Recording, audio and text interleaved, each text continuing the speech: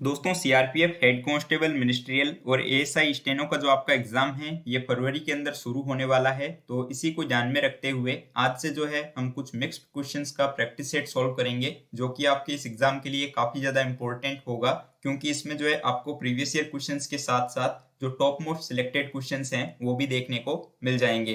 तो वीडियो को एंड तक देखिएगा और चैनल के ऊपर पहली बार विजिट कर रहे हैं तो इसको सब्सक्राइब करना बिल्कुल भी ना भूलें। तो चलिए शुरू करते हैं वीडियो बिना किसी देरी के। तो देखिए पहला प्रश्न जो कि आपको दिया गया है कि निम्न में से कौन सा राज्य जो है वो शास्त्रीय नृत्य शैली ओडिसी के साथ में संबंधित है। तो यहाँ पर आपके पास ऑप्शंस हैं मध्य प्रदेश, उड़ीसा, बिहार या फिर केरल। तो दोस्तों याद रखिएगा कि क्लासिकल डांस से रिलेटेड जो क्वेश्चंस हैं वो अक्सर आपको एग्जाम में देखने को मिलते हैं और ये जो है आपको डिफेंस और पैरामिलिट्री एग्जाम में भी पूछे जाते हैं। तो यहाँ पे इसका जो राइट आंसर है वो हो जाएगा ऑप्शन बी, ओडिशा। देखिए ओडिसी जो है ना ये उड़ीसा का एक क्लासिकल डांस है, ठीक है। और इसके अलावा दोस्तों आप लोग ये भी याद रख सकते हैं कि मध्य प्रदेश का जो क्लासिकल डांस है वो जवारा है, और जो आपके केरल है तो केरल का आपका जो क्लासिकल डांस है वो हो जाएगा कथकली। इसके अलावा दोस्तों अभी जो एयरफोर्स एग्जाम हुआ था उसमें भी पूछा गया था कुचिपुड़ी जो है ये कहाँ का क्लासिकल डांस है। तो याद रखिएगा कि आंध्र प्रदेश का जो क्लासिकल डांस है वो कुचिपुड़ी है। अब देखिए प्रश्न संख्या 2। यहाँ पे क्वेश्चन है आपके पास कि इनमें से कौन सा पदार्थ जो है ये तंबाकू में मौजूद होता है। तो ऑप्शन है आपके पास कैफीन, हशीश, निकोटीन या फिर मॉर्फिन।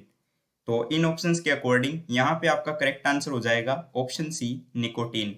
देखिए तंबाकू में जो है निकोटीन मौजूद होता है या फिर जो है तंबाकू में निकोटीन पाया जाता है। और दोस्तों आपको पता है कि तंबाकू जो है वो एक टाइप का मीठा जहर होता है, और तंबाकू को दोस्तों निकोटिया टेबेरम नामक पौधे से प्राप्त किया जाता है। तो ये लाइन भी आप लोग विशेष तौर पे याद में रखेंगे। और दोस्तों इस वीडियो सीरीज में आगे बढ़ने से पहले मैं आप लोगों को बताना चाहूंगा अनअकैडमी के बारे में। दोस्तों अनअकैडमी पर जो है रिपब्लिक डे के मौके के ऊपर अभी जो है सब्सक्रिप्शन के ऊपर 20% तक का जो है हेवी डिस्काउंट चल रहा है। तो अगर आप लोग जो है डिफेंस एग्जाम्स की तैयारी कर रहे हैं तो ये जो है आप लोगों के लिए एक गोल्डन अपॉर्चुनिटी होने वाली है, क्योंकि दोस्तों इस सब्सक्रिप्शन के साथ में आप लोग जो है सभी प्रीमियम बैचेस का एक्सेस ले सकते हैं, जिसमें कि आप लोग एनडीए, सीडीएस, एफकेट, सीएपीएफ और जो अग्निपथ एग्जाम्स हैं जिसमें कि आपके एयरफोर्स, नेवी और कोस्ट गार्ड के एग्जाम आते हैं, इनकी तैयारी आप लोग यहाँ पर कर सकते हैं। दोस्तों यहाँ पर जो है इस सब्सक्रिप्शन के साथ आप लोगों को अनलिमिटेड लाइव क्लासेस का एक्सेस मिल जाएगा। इसके अलावा आप लोग जो पेड मॉक टेस्ट सीरीज है उनको एक्सेस कर पाएंगे, और जो आपके एग्जाम्स के लिए कंप्लीट स्टडी मटेरियल है वो भी आप लोगों को यहाँ पर देखने को मिल जाएगा।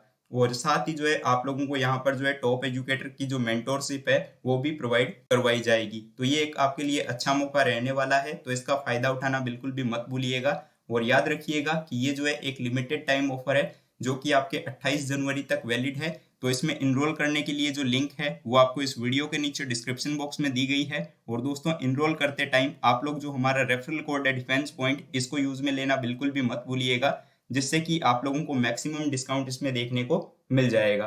तो इसको जो है एक बार आप लोग जरूर से चेकआउट कीजिएगा। लिंक्स आपको इसी वीडियो के डिस्क्रिप्शन बॉक्स में प्रोवाइड करवाई गई है।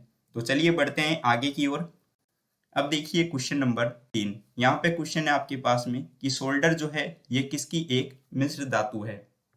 तो यहाँ पर आपके पास ऑप्शंस हैं लेड और टिन, लेड और लोहा, या ऑप्शन सी तांबा और टिन, या फिर ऑप्शन डी तांबा और एल्यूमिनियम।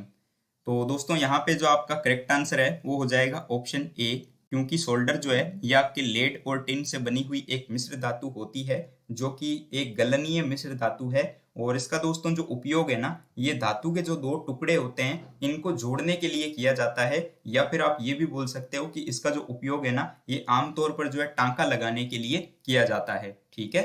चलिए नाउ क्वेश्चन नंबर 4। और यहाँ पे देखिए रीजनिंग का एक क्वेश्चन है आपके पास कोडिंग डिकोडिंग का, जिसमें कि बोला जा रहा है कि मिस्टेक को अगर इस तरीके से लिखा जाता हो और नेक्स्ट वर्ड को जो है कुछ इस तरीके से लिखा जाता है, तो ये जो इंटीमेट वर्ड है इसको किस तरीके से लिखा जाएगा। तो दोस्तों इसको सॉल्व करने के लिए सबसे पहले हम ये जो इंटीमेट वर्ड आपको दिया गया है इसको नोट कर लेंगे। तो आप यहाँ पर देख सकते हैं कि मैंने ये जो इंटीमेट वर्ड है इसको लिख लिया है। अब दोस्तों हम ये चेक करेंगे कि इंटीमेट में जो भी लेटर्स हैं उनके लिए कौन सा कोड यहाँ पे यूज में लिया गया है। जैसे कि देखिए आई जो कि आप लोगों को यहाँ पर मिस्टेक के अंदर भी देखने को मिल जाएगा दूसरे नंबर पे, और आई के लिए यहाँ पे कोड यूज में आया है 7। ठीक है, तो इसके सामने हम लिख देंगे 7। इसी तरीके से नेक्स्ट में आप देखिए एन के लिए जो कोड यूज में लिया गया है वो 8 है, तो इसको हम यहाँ पे लिखेंगे 8। ठीक इसी तरीके से टी के लिए आप लोग यहाँ पर देख सकते हैं कि जो कोड यूज में लिया गया है वो है आपके 5।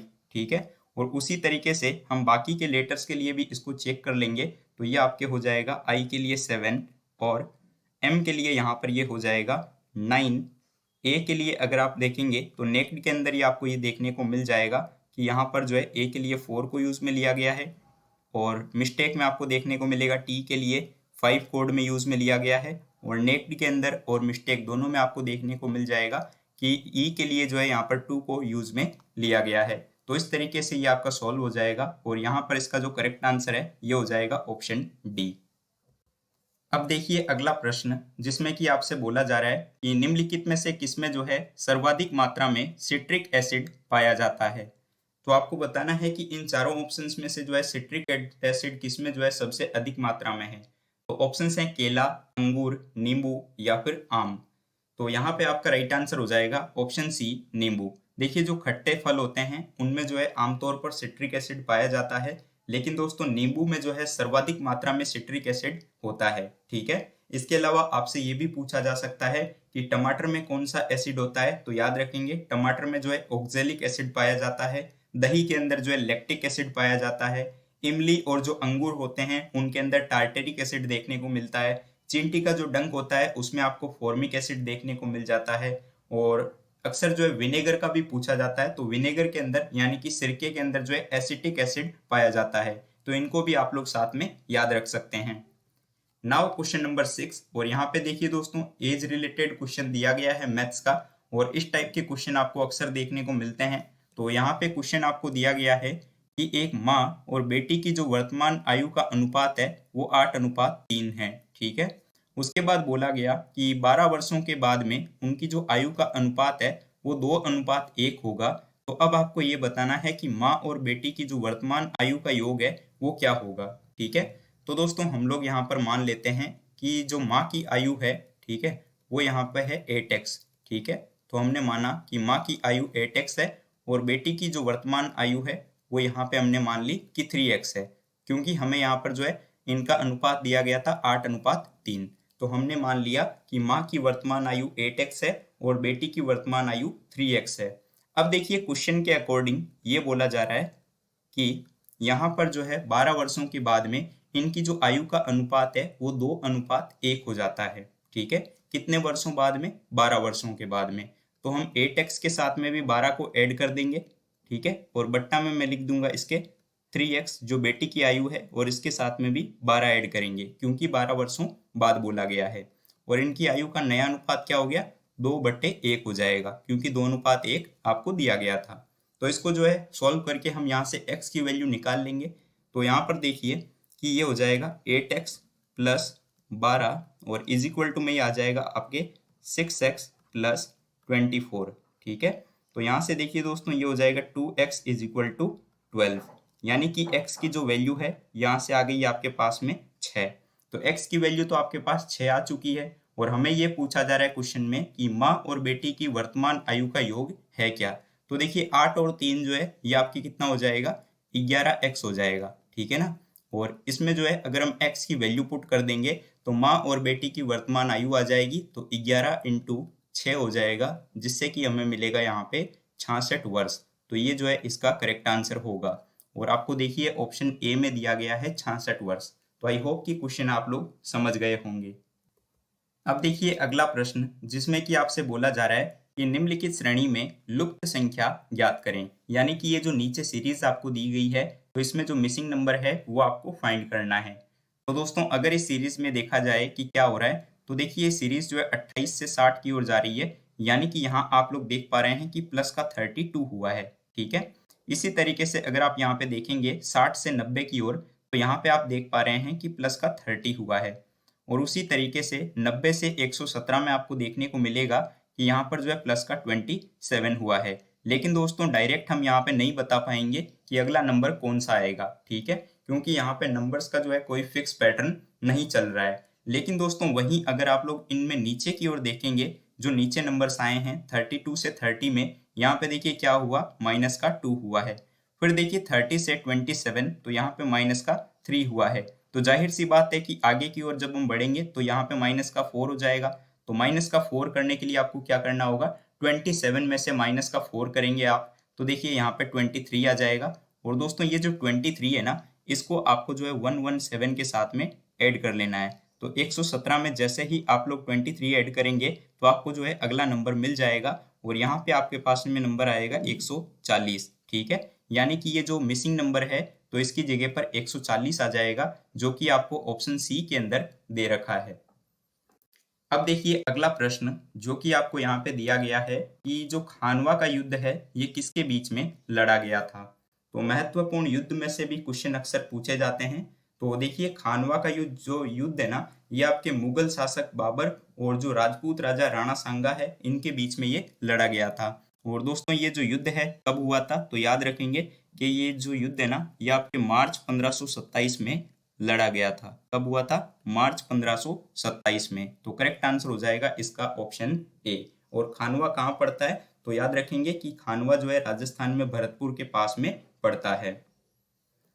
अब देखिए क्वेश्चन नंबर 9, और यहाँ पे इस क्वेश्चन में आपसे बोला जा रहा है कि निम्न में से कौन सा विटामिन जो है ए की कमी के कारण होने वाला रोग है। ठीक है, या फिर विटामिन ए की कमी से क्या होता है।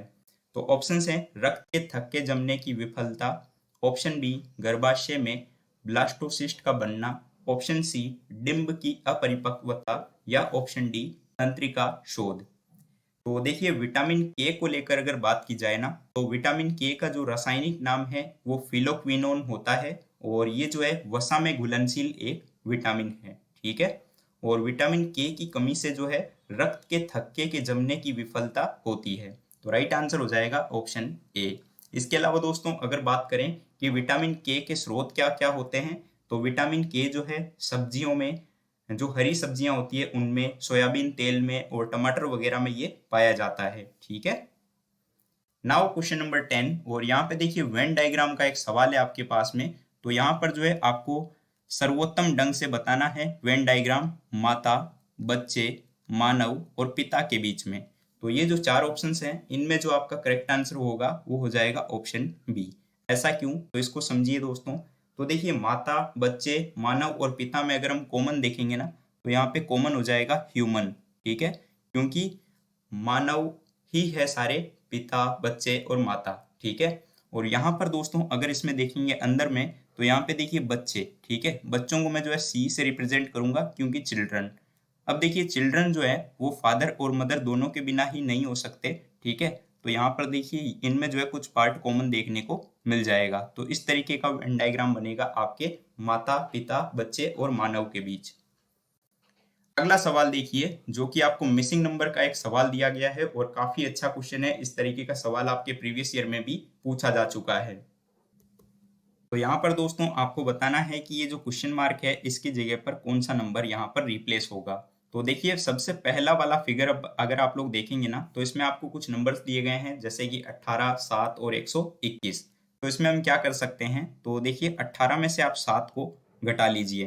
तो देखिए 18 में से 7 अगर मैं घटाऊंगा तो मुझे यहाँ पर क्या मिलेगा, तो हमें यहाँ पे मिलेगा 11। और 11 का अगर मैं स्क्वायर कर दूं तो देखिए 11 का स्क्वायर जो है वो हमें मिल जाता है 121, और 121 आपको यहाँ पे दिया गया है। उसी तरीके से देखिए फिगर नंबर 2 के अंदर अगर मैं 42 में से 25 को घटा दूं तो मुझे यहाँ पे देखिए 17 मिलेगा। और दोस्तों इस 17 का अगर मैं स्क्वायर कर दूं तो 17 का स्क्वायर हम जानते हैं 289 होता है, जो कि आपको यहाँ पे नीचे दिया गया है। तो ठीक इसी तरीके से आपको फिगर नंबर 3 के अंदर करना है। तो देखिए दोस्तों आपको क्या करना है कि 54 में से 36 को घटा लेना है, जिससे कि आपके पास में यहाँ पे 18 आ जाएगा, और इस 18 का आपको स्क्वायर कर लेना है। तो 18 का स्क्वायर हम जानते हैं कि 324 होता है। ठीक है, तो 324 इसका सही जवाब है, ये आपको ऑप्शन डी के अंदर दिया गया है। ठीक है, तो उम्मीद करता हूँ कि ये क्वेश्चन आपको समझ में आ गया होगा। और दोस्तों मैं आपको ये भी बता दूं कि टेलीग्राम पर जो है हमारे डेली क्विज चलते हैं। इसके अलावा जो स्टडी मटेरियल है वो भी आपको टेलीग्राम पर मिल जाएगा। तो हमारे टेलीग्राम चैनल की या फिर जो टेलीग्राम ग्रुप है उसकी लिंक वीडियो के डिस्क्रिप्शन में दी गई है, तो उसको एक बार जरूर से चेकआउट कीजिएगा और उसको ज्वाइन करना बिल्कुल भी मत भूलिएगा।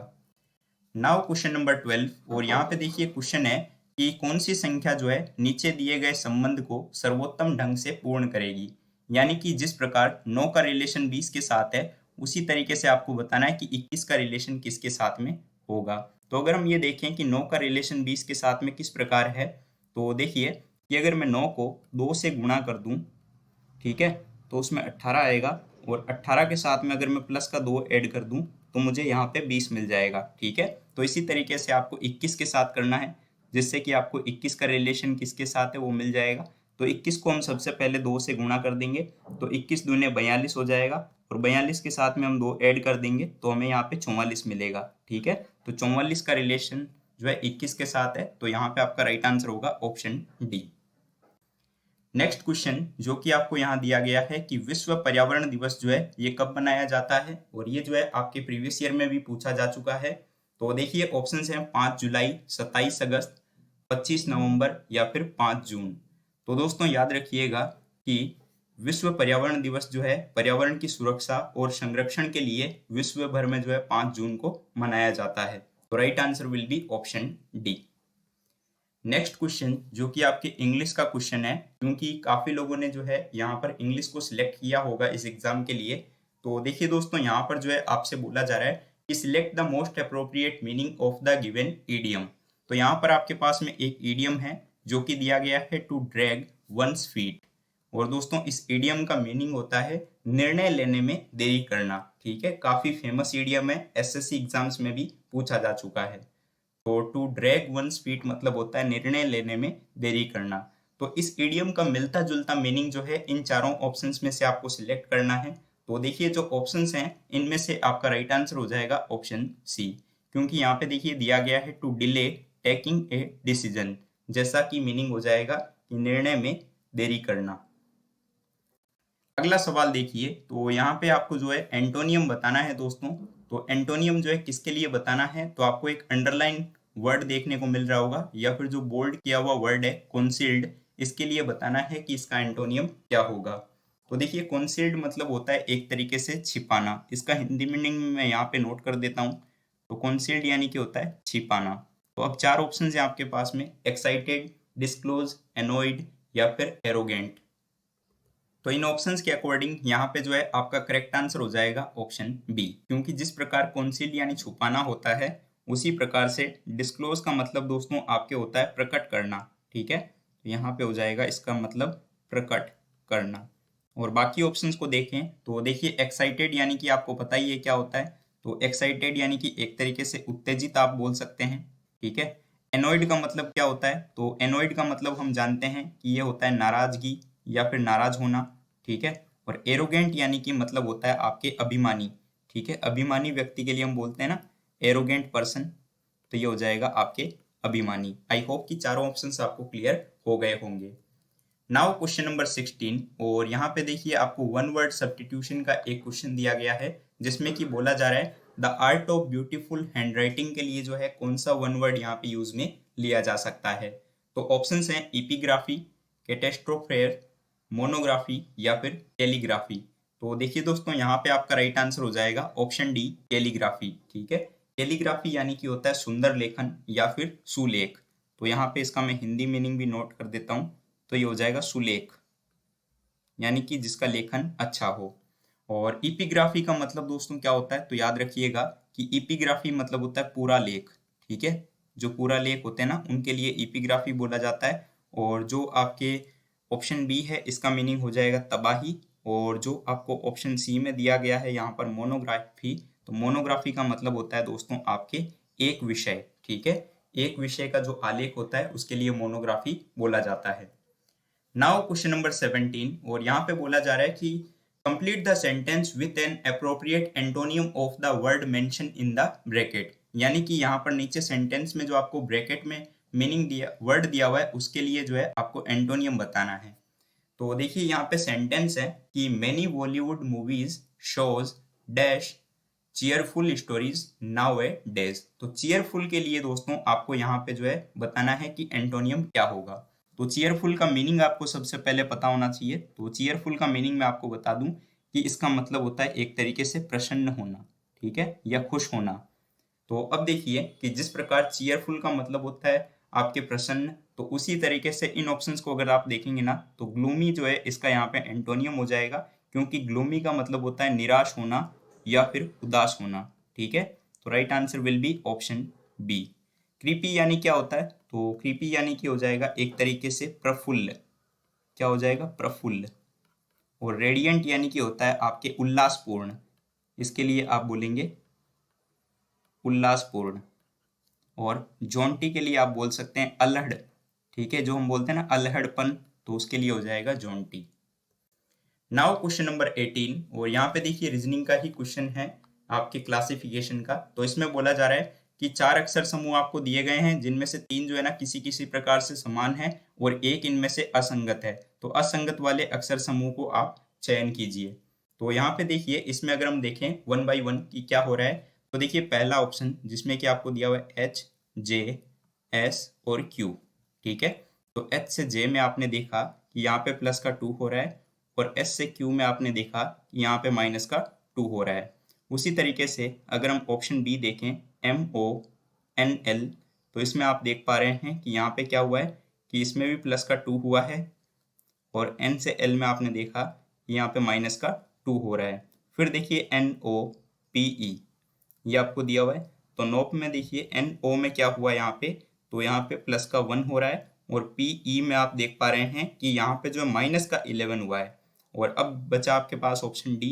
तो ऑप्शन डी में देखिएगा BE, Y और V आपको दिया हुआ है। तो B से E में यहाँ पे क्या हुआ? प्लस का 3। ठीक है, और Y से V में आपने देखा यहाँ पे जो माइनस का 3 हो रहा है। तो इनमें जो अलग होगा ना ये हो जाएगा आपके ऑप्शन सी वाला। ऐसा क्यों? तो देखिए कि बाकी सभी ऑप्शंस में जो है समान संख्या जो है कम और ज्यादा हो रही है। जैसे कि जो समान संख्या है +2 ये हो रही है, यहाँ पे -2 हो रही है। ठीक है, फिर यहाँ पे देखिए प्लस का 2 हो रहा है, यहाँ पे भी माइनस का 2 हो रहा है। फिर देखिए यहाँ पे प्लस का 3 हो रहा है, तो इसमें भी माइनस का 3 हो रहा है। लेकिन यहाँ पे देखिए प्लस का 1 हो रहा है, लेकिन -1 नहीं हो रहा है, यहाँ पे माइनस का 11 हो रहा है। तो ये यहाँ पे डिफरेंट है। तो correct answer will be option C. अब देखिए प्रश्न संख्या 19। तो यहाँ पे बोला जा रहा है कि उस शब्द युग्म का चयन करें जिसके शब्दों के बीच में वही संबंध है जो नीचे दिए गए शब्द युग्म के साथ है। यानी कि जिस प्रकार जापान का रिलेशन येन के साथ है, उसी तरीके से यहाँ पर कौन सा ऑप्शन सही है। तो इन ऑप्शंस में से दोस्तों करेक्ट आंसर हो जाएगा ऑप्शन डी, म्यांमार क्यात। ऐसा क्यों? तो हम जानते हैं कि जिस प्रकार जापान की मुद्रा येन है, उसी प्रकार से म्यांमार की जो मुद्रा है वो क्यात है। अब देखिए क्वेश्चन नंबर 20, जो कि आज के इस वीडियो का लास्ट क्वेश्चन है। तो यहाँ पे आपको बताना है कि एकमात्र ऐसी नदी कौन सी है जो कि आपके रेगिस्तान में ये बहती हो। ठीक है, तो देखिए दोस्तों जो ऑप्शंस हैं लूणी, काली, गंगा या फिर लिस्ता, तो इनमें जो है आपका करेक्ट आंसर हो जाएगा ऑप्शन ए, लूणी। ठीक है, लूणी देखिए राजस्थान राज्य में बहने वाली एक अंतःस्थलीय नदी है, और इसका जो उद्गम है ना ये अरावली श्रेणी से होता है, और इसको जो है अरावली श्रेणी में वहां पर सागरमती के नाम से जाना जाता है। ठीक है, और ये नदी जो है ना आपके दक्षिण पश्चिम की और जो है पहाड़ियों से होकर गुजरात राज्य के जो कच्छ का रण है वहां पर विलुप्त हो जाती है। तो याद रखिएगा कि ये जो है एक मरुस्थलीय नदी है जो कि लवण नदी के नाम से भी जानी जाती है। तो करेक्ट आंसर ऑप्शन ए। तो अब दोस्तों एक क्वेश्चन आप लोगों के लिए है क्वेश्चन फॉर यू सीरीज में, जैसा कि हमारे हर वीडियो में होता है। तो आपके लिए क्वेश्चन है कि निम्नलिखित में से कौन सी गैस जो है वो ओजोन परत के लिए सबसे अधिक हानिकारक है। तो इसका जो भी राइट आंसर है वो आप लोग इस वीडियो के नीचे कमेंट बॉक्स में कमेंट करके बताइएगा। और वीडियो सीरीज अगर आपको पसंद आई हो तो इसको लाइक करिएगा।